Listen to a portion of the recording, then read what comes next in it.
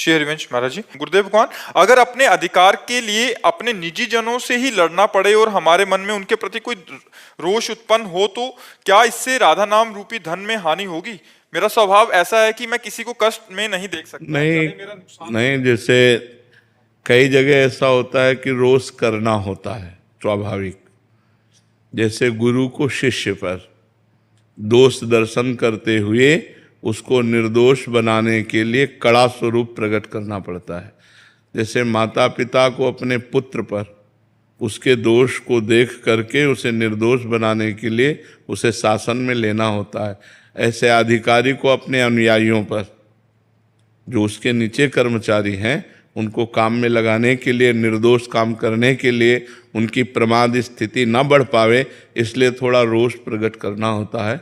पर वो स्वांग माने अभिनय मात्र होना चाहिए, हृदय से क्रोधित नहीं होना चाहिए। थोड़ी देर के लिए अभिनय हुआ, अभिनय होना चाहिए, ना कि क्रोधित होना चाहिए। क्रोध का अभिनय और क्रोध में अंतर है। निजी जनों से महाराज जी, जैसे कोई जमीन संवाद हो गया या घर परिवार का, उसमें महाराज जी कैसे? हाँ, तो क्रोध का अभिनय करना होगा महाराज जी, लेकिन मैं उनका दिल भी नहीं दुखाना चाहता, मतलब मैं खोना नहीं चाहता उन लोगों की छोटी सी जमीन के लिए या फिर किसी और व्यक्ति के लिए। हाँ, तो छोड़ देना चाहिए, फिर उस विषय को ही छोड़ देना चाहिए कि आपको जो लेना है आप ले लीजिए और शांति से रहिए, आनंद से रहिए। पर कहीं कहीं ऐसा होता है कि अगर ज़्यादा छोड़ते चले जाओ तो आपको ज़्यादा परेशान कर सकते हैं। तो थोड़ा ऐसा भी स्वरूप दिखाना चाहिए कि मतलब मर्यादित जीवन चला जाए।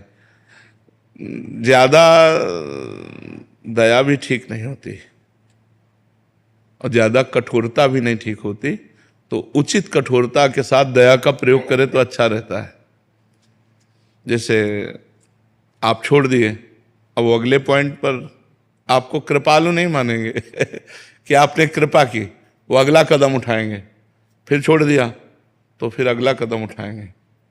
और जब पहले ही कदम पर कि न्यायपूर्वक आप अपनी संपत्ति को ले सकते हैं, जैसे पांडवों ने कहा यद्यपि एक छत्र राज्य मुझे मिलना चाहिए, क्योंकि शर्त थी 12 वर्ष का वनवास और 1 वर्ष का अज्ञातवास पूरा होने पर पूरा चक्रवर्ती सम्राट पद आपको दे दिया जाएगा, तो हमें पूरा राज्य मिलना चाहिए। लेकिन यदि आप नहीं देना चाहते हैं तो हम बिना युद्ध किए राजी हैं, आप आधा राज्य दे दीजिए।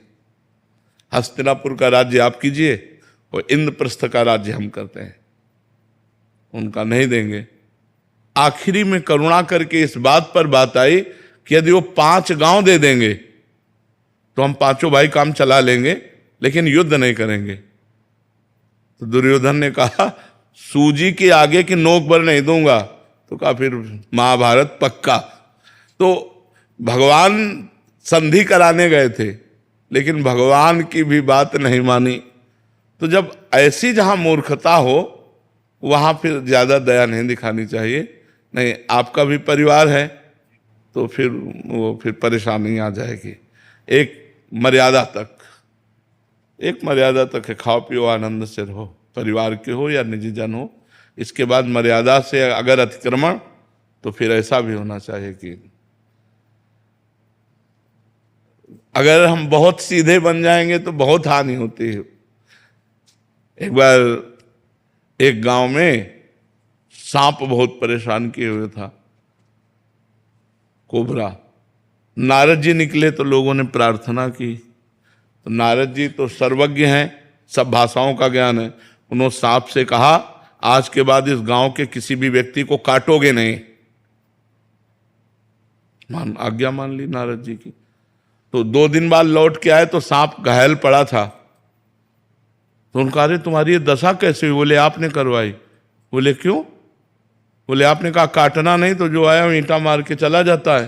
बोले फुसकारने को थोड़ी मना किया था, काटो मती, फुसकार मारो लंबी। तो बस काटो मती, फुसकार मारो फुसकार नहीं मारोगे तो तुम्हें घायल कर देंगे लोग।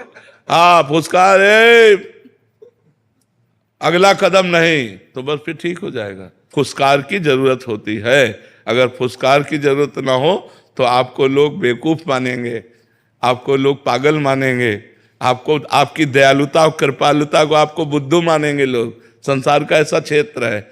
इसमें ज्यादा कृपालुता और दयालुता नहीं दिखाई जाती, इसमें धर्म पूर्वक निर्णय किया जाता है। हाँ, कहीं ऐसे ठीक है आप ले जाओ खाओ पियो, लेकिन अगला कदम अगर उनका बढ़े तो फिर उसका विरोध होना चाहिए, क्योंकि परिवार है। अगर ऐसे होगा तो बहुत ही विचित्र है। वो चाहते हैं हमारा विरोध करो, तो जो ऐसे चाहने वाली क्रिया करे